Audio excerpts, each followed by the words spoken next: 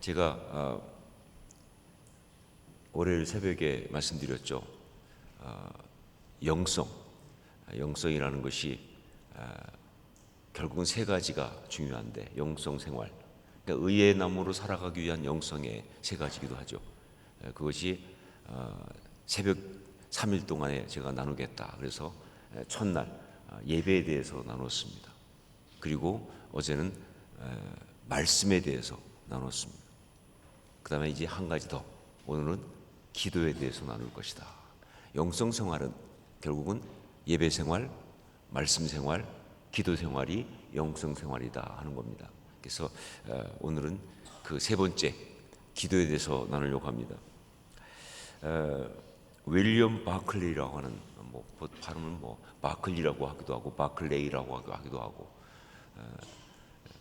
스코틀랜드 출신의 아주 유명한 주석가이기도 하고 설교가이기도 하고 신학자이기도 한 그런 분입니다. 정말 이분은 보통 주석가들 그러면 딱딱하고 재미가 없는데, 이분은 정말 주석에 감동이 있어요. 그래서 심한 경우는 그냥 주석 가지고 올라가서 바로 읽어도 설교가 되는 그런 정도로 그런 분이고, 저한테는 좀 특별히 이분에 대해서 제가 가지고 있는 어떤 그런 마음이 있는 것은, 제가 대학 다닐 때, 그때 이제 물론 이제 아직 철학과 학생이었지만 군대 갔다 와서 이제 신학을 하겠다 하는 마음을 갖고 있었고, 신과대에서 강의도 많이 들을 때 그때입니다. 그때 이 윌리엄 바클리 나사렛 예수의 생애라고 하는 그 책이 있는데, 그걸 읽는데 얼마나 감동이 되는지. 그때 제가 자취를 하고 있었는데, 자취라는 거 아시죠?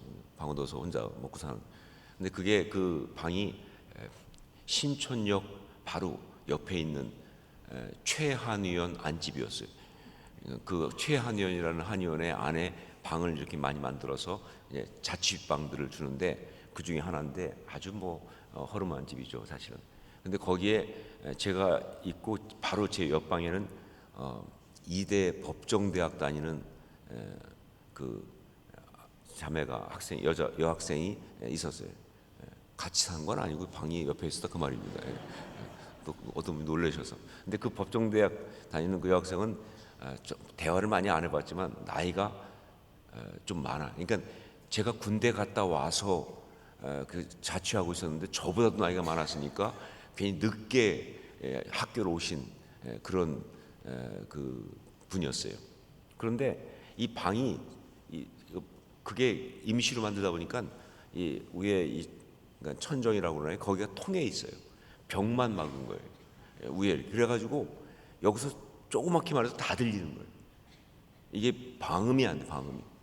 근데 저는 이제 제 방에 앉아서 윌리엄 바클리의 나사렛 예수의 생일 읽는데 너무 감동이 오는 거예요, 그 설교 때문에. 그래가지고 제가 또 이제 신학교도 갈 거고 그러니까 설교에 대한 감동이 올라서 혼자서 그 책을 가지고 혼자 설교를 하는 거예요.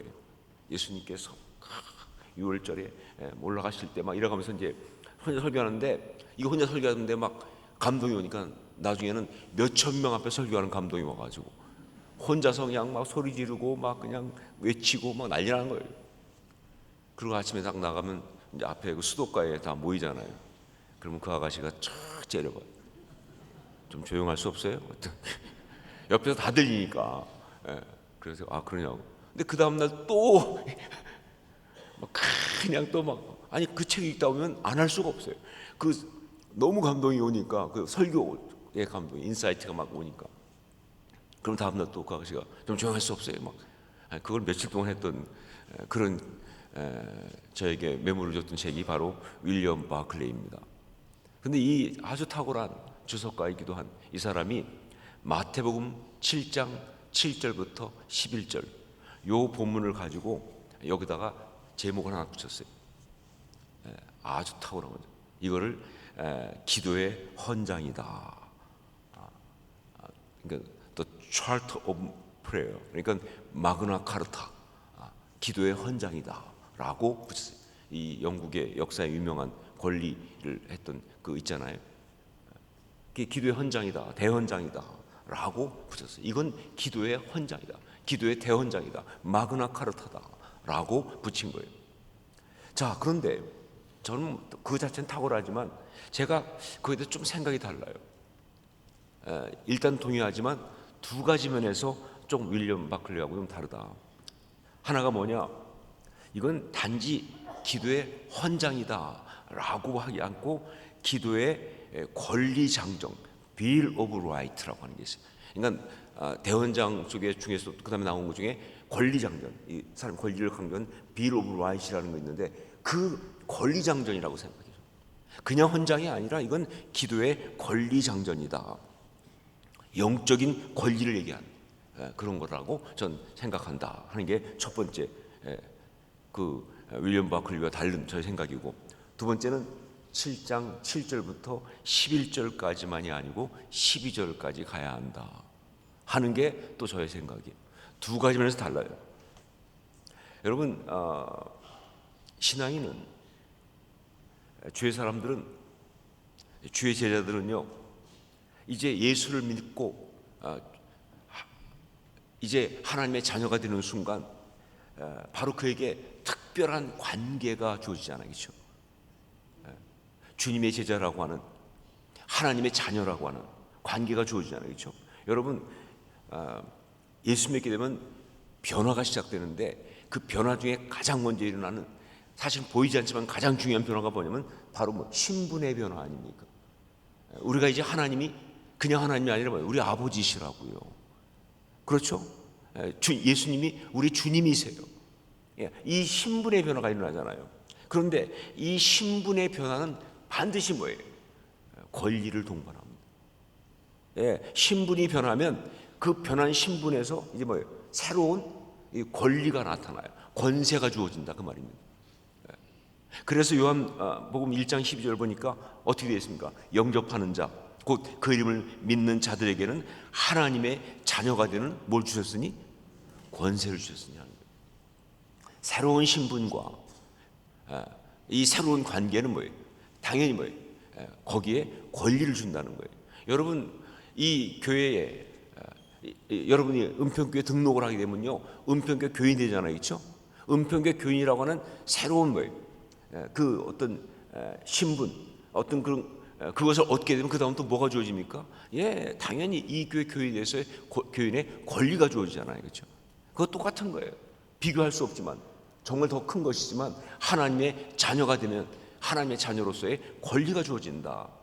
그런데 그 하나님의 자녀가 된 권리, 그 권리 가운데 하나를 주님은 제자도의 책 산상수훈에서는 바로 다음과 같이 표현하고 있습니다. 자, 하나님의 자녀가 되는 권세를 주셨으니 그 중에 하나가 뭐냐를 이 산상수훈에서는요, 제자도의 책인 산상수훈에서는 이렇게 표현하고 있습니다. 그게 7절 말씀이에요. 7절 한번 같이 읽겠습니다. 함께 읽습니다. 구하라, 그리하면 너에게 주실 것이요, 찾으라, 그리하면 찾아낼 것이요, 문을 두드리라, 그리하면 너에게 열릴 것이니. 어떤 권리가 주어지느냐? 구하라, 찾으라, 두드리라 라고 주신 바로 그 권리입니다. 너희한테 이런 권리가 있다. 구하라, 그러면 주실 것이요, 찾으라, 그러면 찾아낼 것이요, 문을 두드리라, 그러면 너에게 열릴 것이니. 그렇게 구하고 찾고 그리고 문을 두드릴 수 있는 권리가 있다 그 말입니다. 그러면 너희가 그렇게 구하기만 하면 받을 수 있는, 찾으면 찾을 수 있는, 두드리면 문이 열리는 그런 응답받을 수 있는 권리가 있다는 거예요. 이 기도의 권리가 있다는 사실을 이 제자도에서 이야기하고 있는 거예요.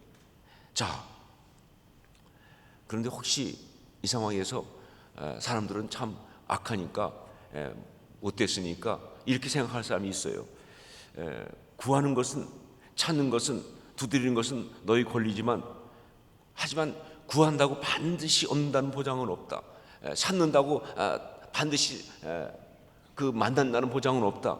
두드린다고 그림이 열리는 그런 보장은 없다 라고 생각할 수도 있는 거예요. 사람들이 그래요. 기도하면 된다 그러니까 내가 기도한다는 것은 알겠는데 기도한다고 꼭 응답되는 거 아니지 않느냐 라고 생각할 수 있는 조금의 의심의 여지가 있기 때문에, 그래서 그 주님 말씀하실 때 구하라, 그 다음에 찾으라, 문을 두드리라 하면서 그 다음에 아주 그냥 숨도 쉬지 않고 구하라 주실 것이요, 찾으라 찾을 것이요, 두드리라 문이 열릴 것이다 라고 확실하게 그렇게 된다고 말씀을 하는 거예요.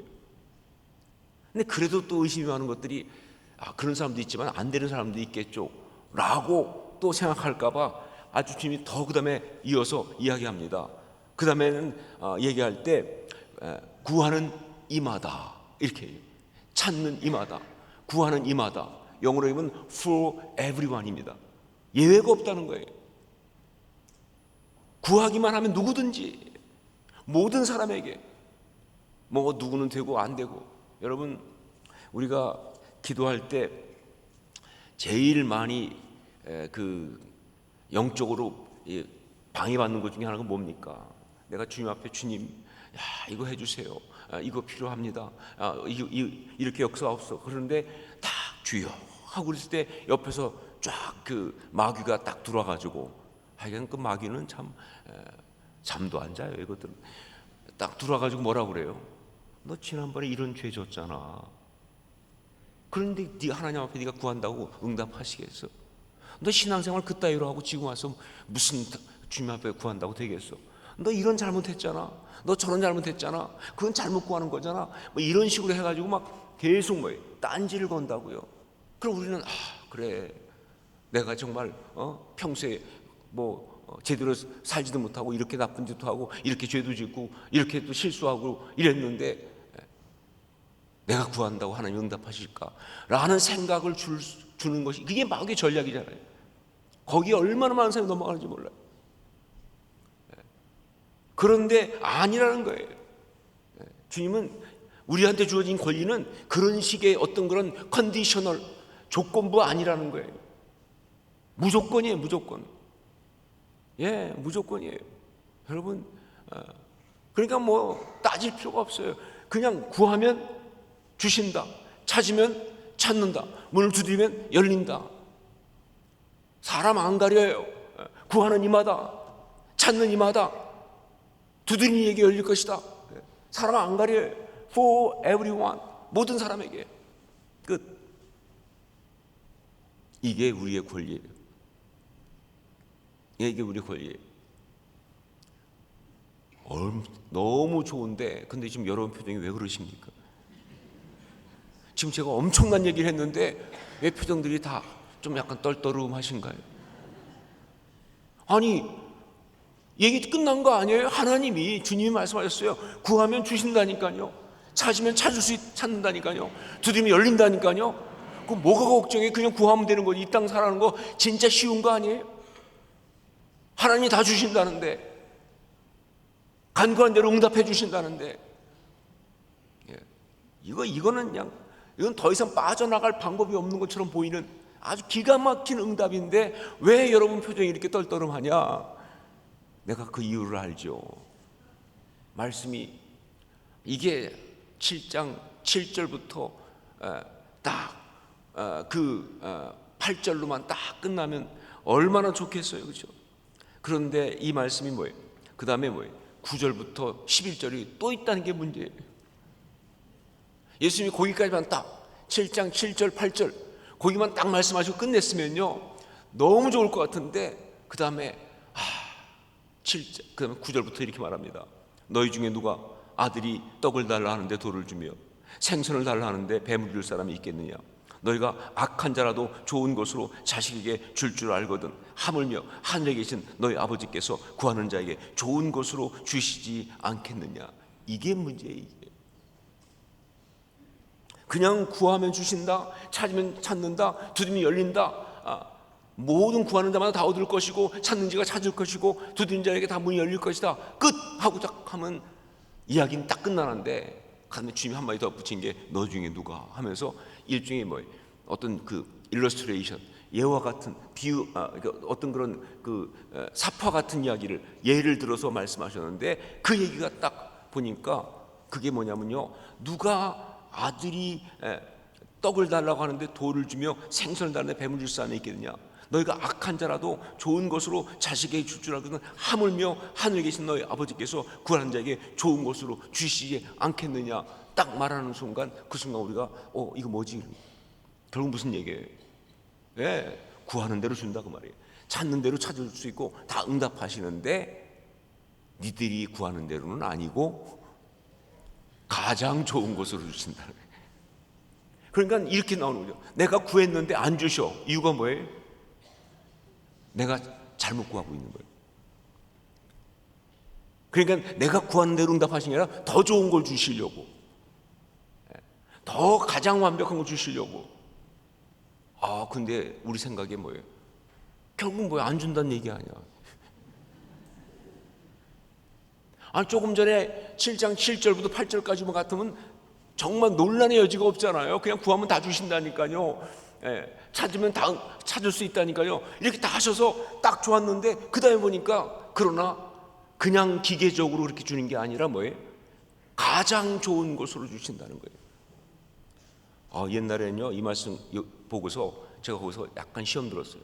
하나님 결국은 이런 식으로 빠져나가시는군요. 다 준다고 그래놓고 기도하면 다 응답된다고만 해놓고 결국은 이런 식으로 빠져나가시는 겁니까? 그러니까 가장 좋은 것으로 주시기 때문에 그래서 안 주신다는 뜻이냐, 이렇게 생각하면서 약간 섭섭하고 시험 들 뻔한 적도 있는데 생각해 보니까 맞아요. 여러분, 하나님이 우리가 구하는 대로, 우리가 기도하는 대로 그대로 응답 안 하시는 것이 축복인 줄 아셔야 합니다. 여러분, 우리가 그냥 구하는 대로, 우리가 기도하는 대로 다 응답하시면요, 우리 큰일 납니다. 톨스토이가 이 동화 같은 거만 있었잖아요. 근데 그 톨스토이 동화 참 기가 막히거든요. 근데 그 중에 죽은 나무에 꽃이 필 때라고 하는 그 동화가 있는데 참 재밌어요. 근데 그 중에 보면 어떤 사람이 그 하나님 앞에 가서 하나님이 잠깐 그 비운 사이에 자기가 하나님 그 자리에 앉아가지고 세상을 한번 한 적이 있는데, 그때 막 그냥 보니까 급하게 보니까 자기 막 집에 무슨 일이 있어가지고 강도가 있어 막 그냥 가서 죽이고 이제 강도를 잡고 막 이런 걸 해요. 나중에 보니까 그것 때문에 난리가 난 거예요. 그때 하나님이 얘기합니다. 네가 하나님이면 넌 5분도 안 돼서 전 세계 절반을 죽일 거다. 네가 하나님이면 넌 5분도 안 돼서 전 세계 절반을 죽인다는 거예요. 우리가 기도하는 대로 응답돼 보세요. 난리 나죠. 그러면 아마 하나님이 제가 기도하는 대로 다 응답해 주시면 기계적으로, 그러면 우리 사람 여러 번 자빠졌을 거예요. 다리도 여러 번 부러지고. 우리 교회 성도들 중에서 예배 끝나고 가다가 원인을 알 수 없이 피토하고 쓰러진 사람이 여러 명 있었을 거예요.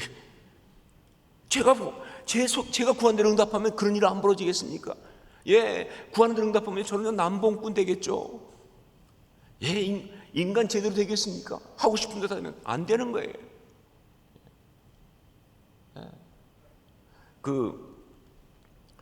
제가 어떤 교인 중에 하나가 그러더라고요. 자기가 주식을 했는데 돈을 굉장히 많이 막 벌었대요. 그러다가 그냥 이게 조금 더 하면 내가 이거 해가지고 선교헌금 내고 뭐 교회 뭐 이제 하고 막 할 거라고 그냥 하나님께 딱 기도하고 그냥 마지막에 그냥 딱 질렀는데 왕창 날아가고 원금까지 다 날아가고. 그래서 하나님 왜 이렇게 하시죠? 그래서 제가 하나님이 집사님을 많이 사랑하시는군요. 그랬더니 무슨 소리예요? 그래서 그거 됐어 봐요.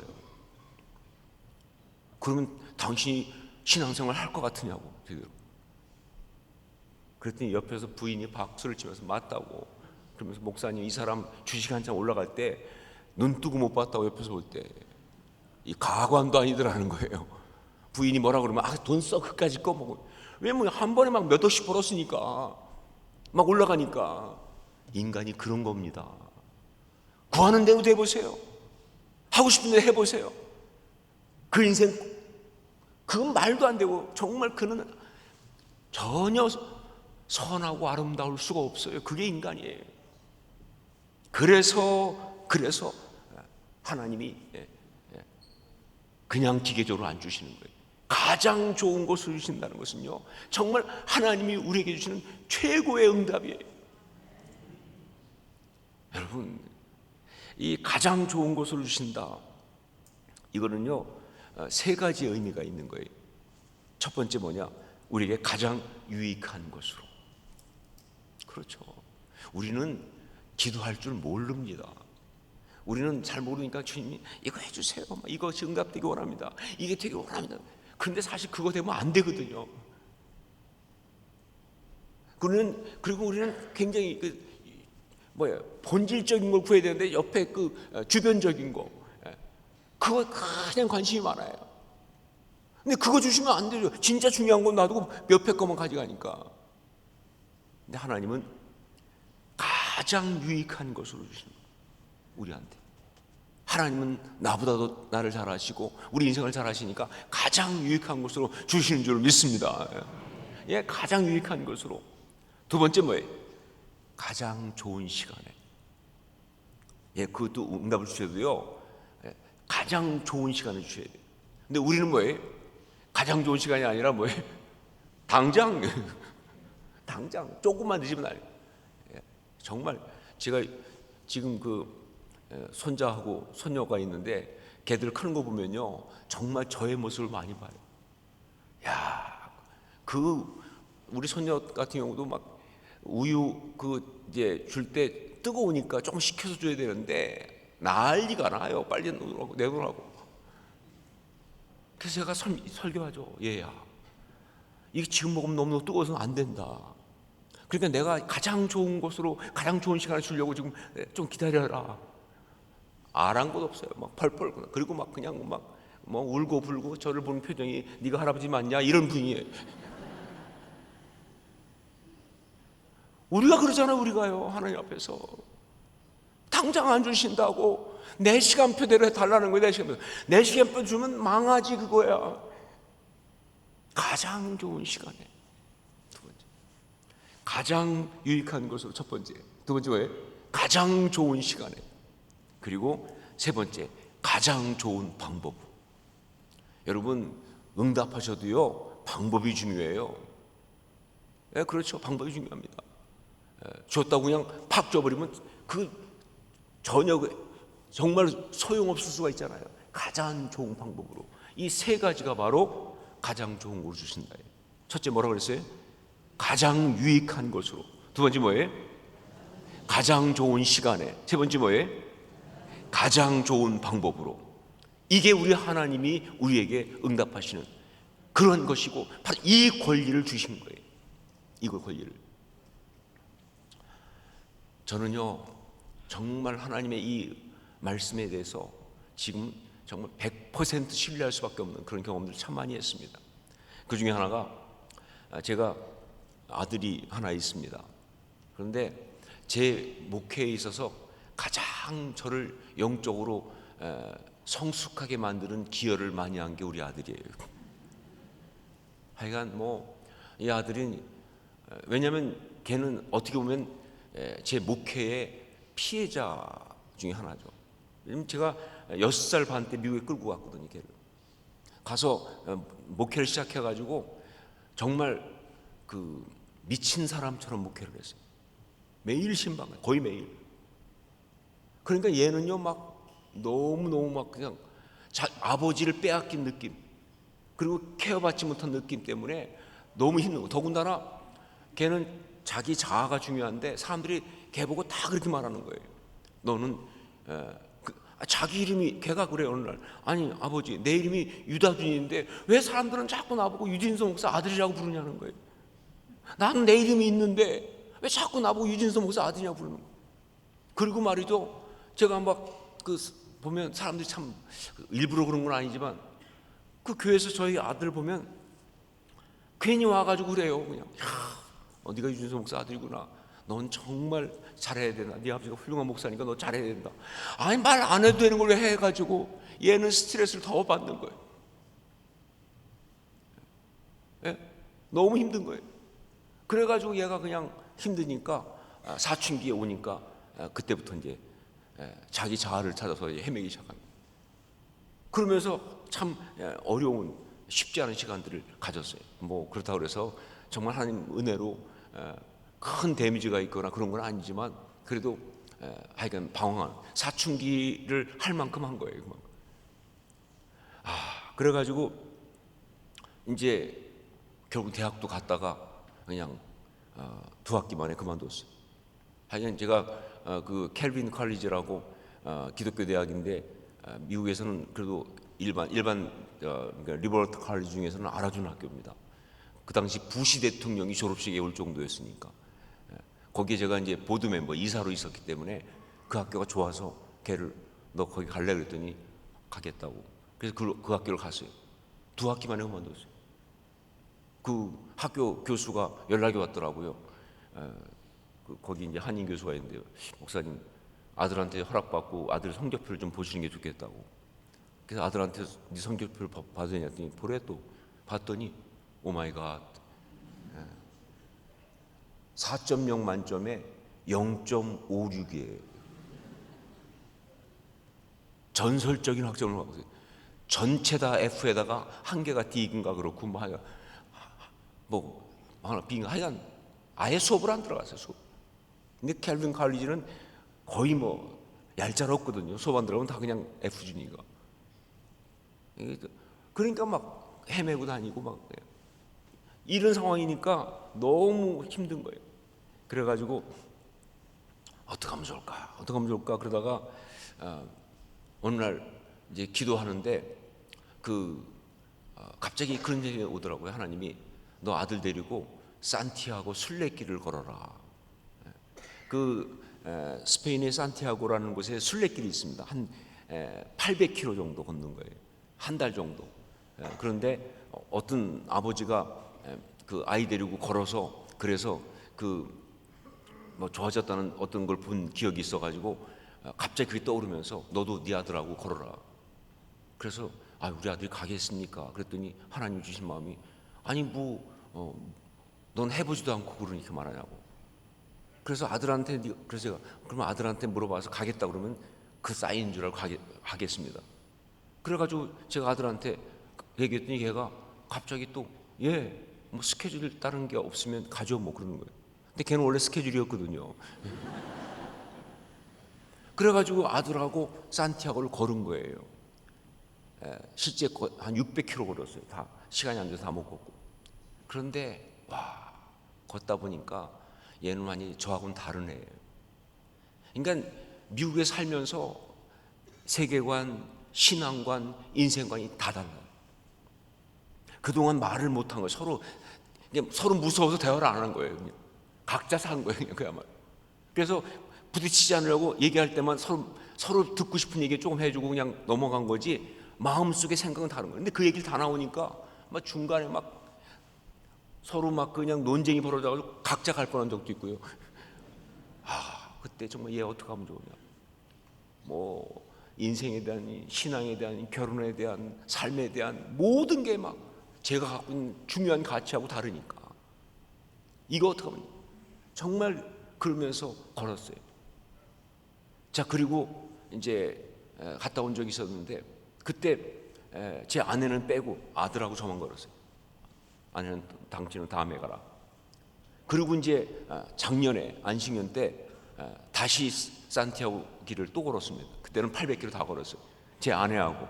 왜냐면 11년 전에 약속을 했으니까 가겠다고. 그러니까 이번에는 아들 말고 이제 아들은 이제 컸으니 그리고 아내하고 둘이만 가는데, 그런데 그 두 번째 다시 가면서 이제 산티아고 순례길을 가기 위해서 그 생장에 있는 그 필그림 오피스에 가가지고 이제 이 등록을 하고 그다음에 여권 같은 걸 받거든요. 별것 아니지만. 근데 그 자리에 딱 갔더니 거기 그 자원봉사자가 묻더라고요. 저보고 여기가 이번 산티아고 처음이냐? 그래서 제가 아니라고. 나는 두 번째고 내 아내는 처음이라고. 나는 11년 전에 내 아들하고 여기 왔었던 적 있다고. 그러는데 그때 팍 은혜가 임하더라고요. 그렇게 말하는 순간 11년 전에 이 자리에 아들하고 앉았던 그게 딱 떠오른 거예요. 2012년도에. 그러면서 그때 저한테 감동이 온 게 뭐냐면요. 그때 이 자리에 와서 시작할 때, 그때 이걸 걸으면서 아들하고 걸으면서 마음에 답답하고 어려울 때 정말 어떡하면, 근데 그때 방법이 없잖아요. 그냥 어떡할 수밖에 없어요. 사실 기도할 수밖에 없어요. 근데 기도도 제대로 못했어요. 솔직히 대놓고 기도도 못하고 그냥 마음으로 그냥, 왜냐면 답이 없어요. 얘가 정말 결혼해서 가정을 이루고 그다음에 신앙생활 하면서 정말 내가 가장 소중한 가치대로 살아가는 그런 삶을 살지, 아니면 요즘 미국의 그 젊은이들처럼 그냥 자기 혼자서 그냥 자기 삶을 그냥 살아갈지. 근데 그쪽밖에 안 보이니까, 이게 들린다는 가능성이 안 보이니까, 그러니까 그냥 마음에 이거 안 돼. 하지만 저 깊은 곳에서는 그래도 하나님 이거 어떻게 하면 좋습니까?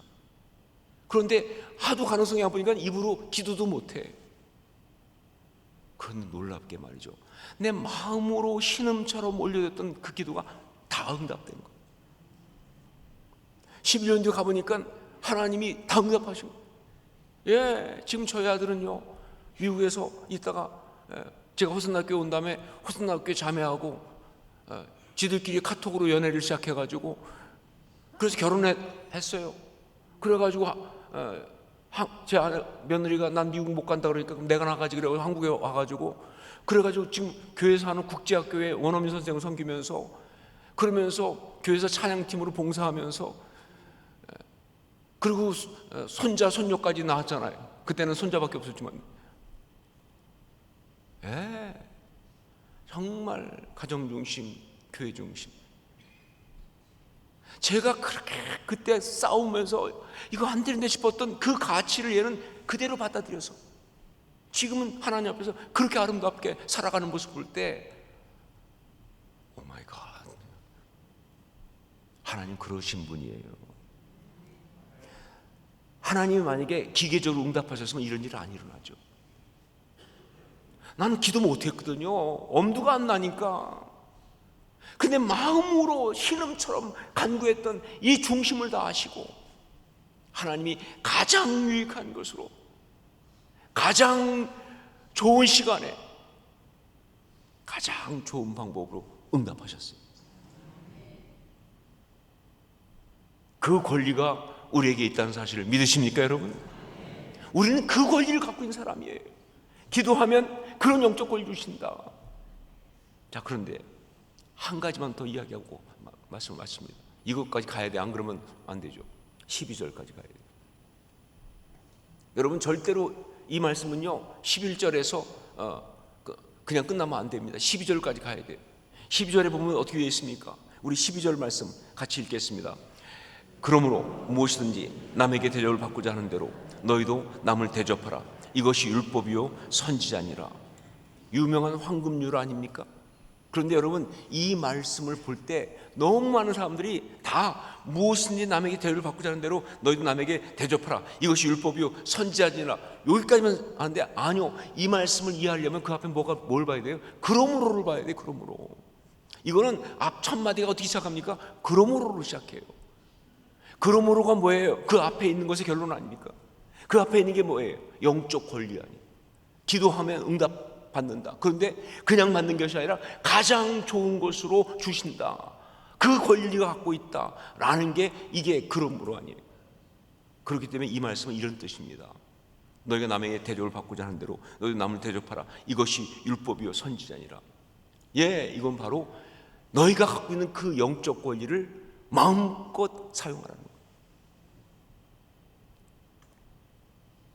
영적 권리를 마음껏 행사하며 살아라, 그런 얘기입니다. 그게 바로 신앙생활이에요.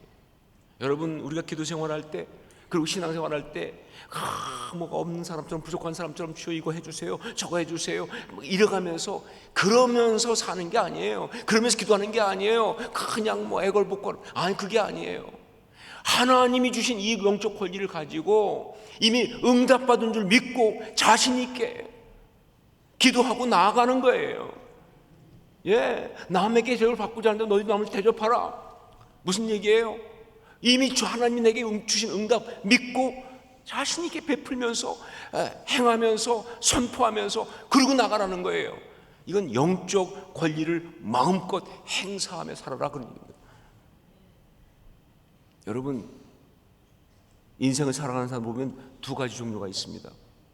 의무에 매여 사는 사람이 있고요, 권리를 행사하며 사는 사람이 있어요. 기도 생활은 의무에 매여 사는 삶이 아니에요. 권리를 행사하며 살아가는 거예요. 예, 여러분, 삶에 어떤 문제가 와도 그것 때문에 막 두려워하고, 어떤 상황이 있을 때 막 아쉬워하고, 그러면 또 응답 안 된 거에 대해서 막 패배감 갖고, 이게 아니라 기도하는 사람이라면 그 모든 걸 가지고 기도하고 응답받음으로써 그 모든 상황들을 갖다가 정말 나에게 준 축복의 역사로 마음껏 누리며 살아가는 것, 이게 신앙생활이다 그 말이에요. 그렇게 당당하게, 그렇게 자신 있게, 그렇게 힘 있게 살아가실 수 있기를 주님으로 축원합니다. 기도하겠습니다.